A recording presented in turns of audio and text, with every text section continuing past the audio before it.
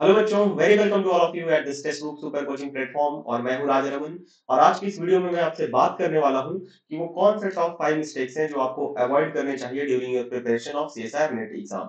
और ये 5 मिस्टेक्स हैं जो बहुत सारे बच्चे कॉमनली करते हैं और इवन मैं बोलूं तो रिपीटेडली करते हैं। लाइक एक अटेम्प्ट में किए, दूसरे अटेम्प्ट में भी यही मिस्टेक करते हैं, जिस वजह से उनको बहुत ज्यादा अटेम्प्ट्स लाइक 3-4 अटेम्प्ट्स लग जाते हैं सीएसआर नेट एग्जाम के प्रिपरेशन करने में।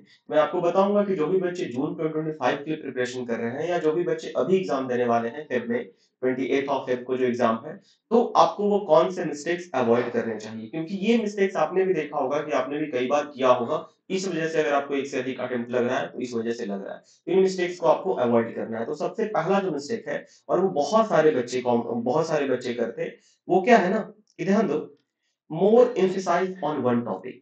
देखो, हम हर बच्चे का क्या होता है ना कि किसी पार्टिकुलर टॉपिक में इंटरेस्ट होता है, उस पार्टिकुलर टॉपिक का क्वेश्चन सॉल्व करने में बहुत मजा आता है उनको। वो बहुत ज्यादा उस टॉपिक को डिटेल में समझते हैं। लाइक अगर आप मान लिया किसी टीचर से पढ़ रहे हो, हमारे कोर्सेज में इन्वॉल्व हो, या फिर आप किसी अदर जगह से पढ़ रहे हो, यूट्यूब से पढ़ रहे हो, तो वो इन सारी जगहों से इंफॉर्मेशन इकट्ठा करते हैं, फिर बुक्स पढ़ते हैं, तो वो जो मोर एंड मोर फोकस है वो एक पार्टिकुलर टॉपिक को लगा देते हैं। ठीक है, बट जाहिर सी बात है, आप उस टॉपिक में महारत हासिल कर लोगे, that is a very good thing, और वो आपको पीएचडी के इंटरव्यू में भी बहुत काम आएगा। बट सीएसआर नेट एग्जाम में वो उतना ही काम आएगा जितना उसका वेटेज है, उससे तो ज्यादा काम नहीं आएगा।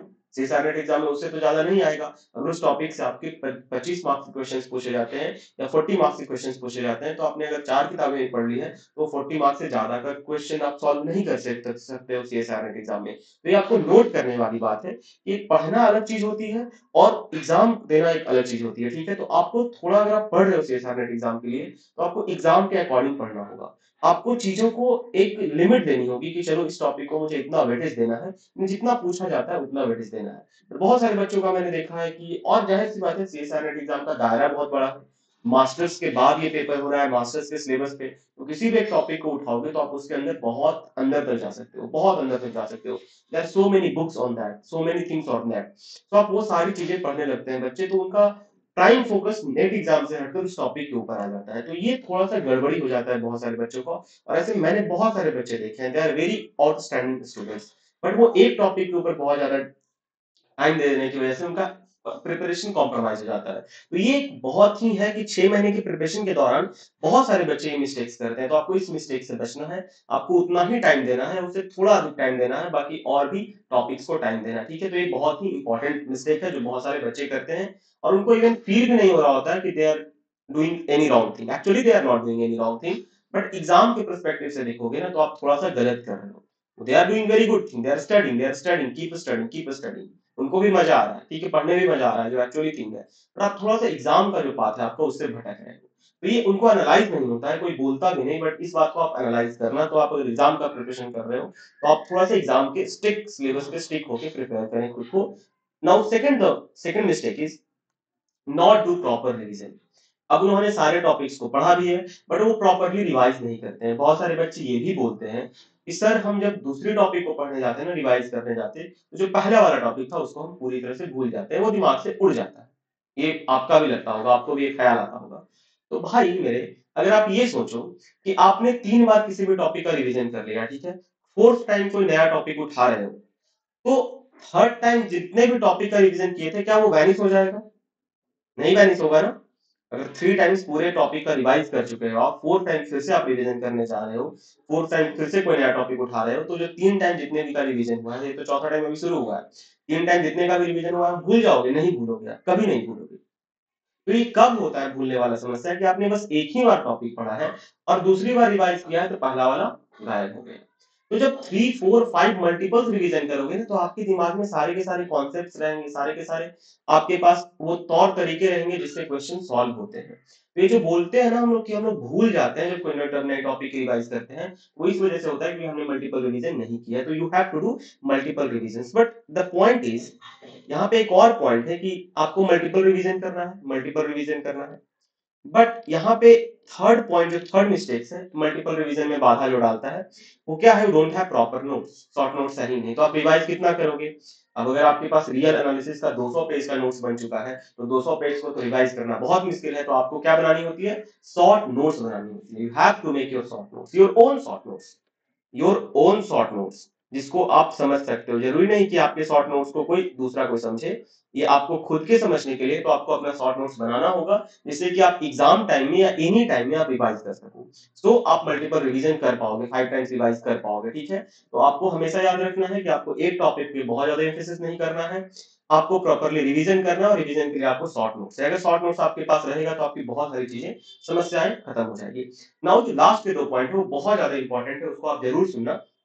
But before that we have to announce one thing कि आपका जो अभी आप 31st तक अभी आप हमारा जो कोर्स परचेज करते हो, तो वो कोर्स आपको 8124 में मिलेगा। हमारा ये जो कोर्स है वो जून 2025 के एग्जाम के लिए प्लस साथ साथ आपको 6 मंथ का एक्स्ट्रा सब्सक्रिप्शन मिल रहा है। कि बहुत सारे बच्चों का ऐसा होता है ना कि वो इस एग्जाम को 1 ईयर देना चाहते हैं। उनको लगता है कि 6 महीने में सिलेबस कवर नहीं हो पाएगा, या सिलेबस चलो मैं आपको कवर करा दूंगा, मैं बहुत अच्छे से पढ़ा दूंगा, बट आपको प्रॉपर्ली रिवाइज करने के लिए वगैरह-वगैरह चीज़ों के लिए टाइम चाहिए होता है।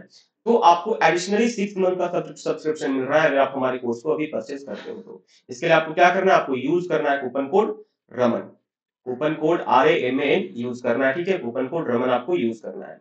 बट इससे भी बेहतर सरप्राइज़ आपके लिए क्या है? इससे भी बेनिफिशियल सरप्राइज़ आपके लिए क्या है? देखो कि अगर आप हमारे इस कोर्स को आज 31st तारीख के एंड तक परचेज़ करते हो, देन आपको क्या मिलेगा?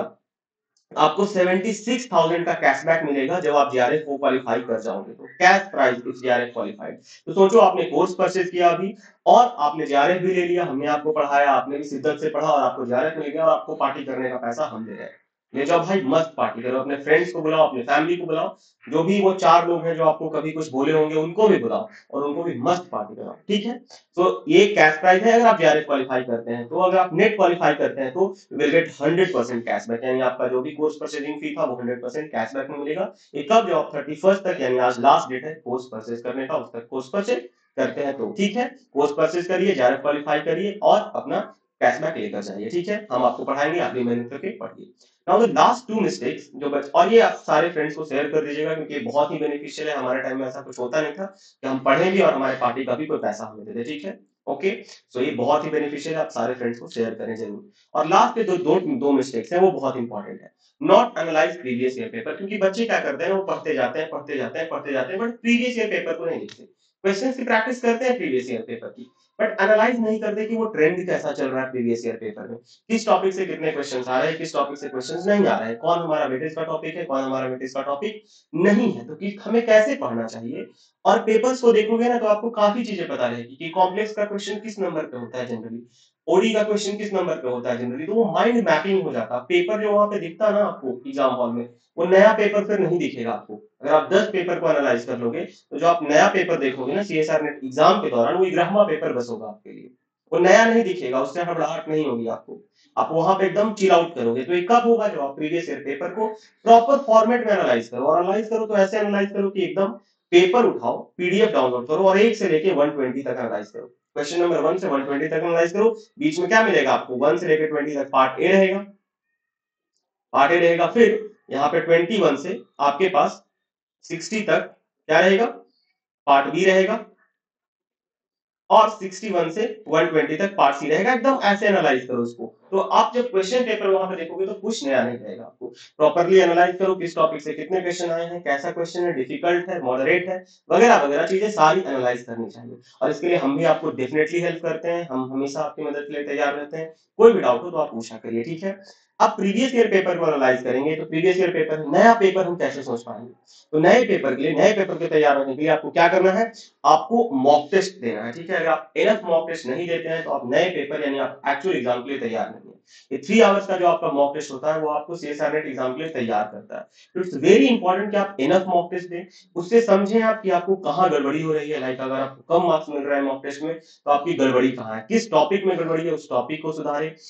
कैसे आपकी गड़बड़ी है, लाइक आपका नेगेटिव किसी बच्चे का बहुत ज्यादा जाता है, नेगेटिव मार्किंग बहुत ज्यादा जाता है, तो नेगेटिव मार्किंग किस वजह से जा रहा है, ये भी बहुत इंपॉर्टेंट फैक्टर है कि आपने कॉन्सेप्ट सही लगाया है, बट कैलकुलेशन एरर आपका आ रहा है मोस्टली और आपने आंसर को गलत कर दिया है। तो अगर उस वजह से नेगेटिव मार्किंग आ रहा है तो व्हाट यू कैन डू, आप थोड़ा सा स्लो कैलकुलेशन करें, कोई दिक्कत नहीं है। 4 क्वेश्चन नेगेटिव नहीं होगा ना, वो तो नेगेटिव क्वेश्चन का क्या है, वो सही जो आपका किया हुआ है उसका मार्क्स खा जाता है। तो भले ही 3 मार्क्स कम ही मिलेंगे, कोई खाएगा कोई का कुछ नहीं, ठीक।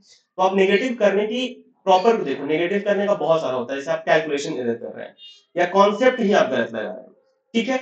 या फिर आपने क्वेश्चन को बहुत जल्दी पढ़ के एनालाइज कर दिया, आंसर कर दिया। तो नेगेटिव होने की कई सारी वजह है, ठीक है? या फिर प्रॉपरली तुक्का मारा। तो आप एनालाइज करें तो ये सारी एनालाइज एनालाइज कैसे कर सकते हो? मॉक टेस्ट के थ्रू एनालाइज कर सकते हो। तो ये आपको इनफ मॉक टेस्ट जरूर देना है, और आप इन 5 तरीकों को अवॉइड करते हैं, यानी 5 तरीकों को अवॉइड करते हैं, यही इसका अपोजिट करो, नेगेशन करो, तो इनको करते हैं आप, तो डेफिनेटली आपका सीएसआईआर जरूर क्वालिफाई होगा, और जून 2025 वाला सीएसआईआर आपके हाथ में होगा। तो जरूर आप इन चीजों को ध्यान में रखें, ठीक है? और आपको आई होप ये वीडियो अच्छा लगा होगा, और आपको जो ऑफर बताया गया है उसका जरूर लाभ लें। अगर आप लास्ट 31st है आज, कोर्स परचेज करते हैं, then you will get 76,000 cashback if you qualify और जेआरएफ 2025। ऐसे भी कोर्स में 6 मंथ का सब्सक्रिप्शन इनफ दिया जा रहा है आपको, और अगर आप नेट क्वालिफाई करते हैं, then you will get 100% cashback. So I hope ये वीडियो अच्छा लगा होगा, and don't forget to like and subscribe the channel. Bye bye, take care, thank you.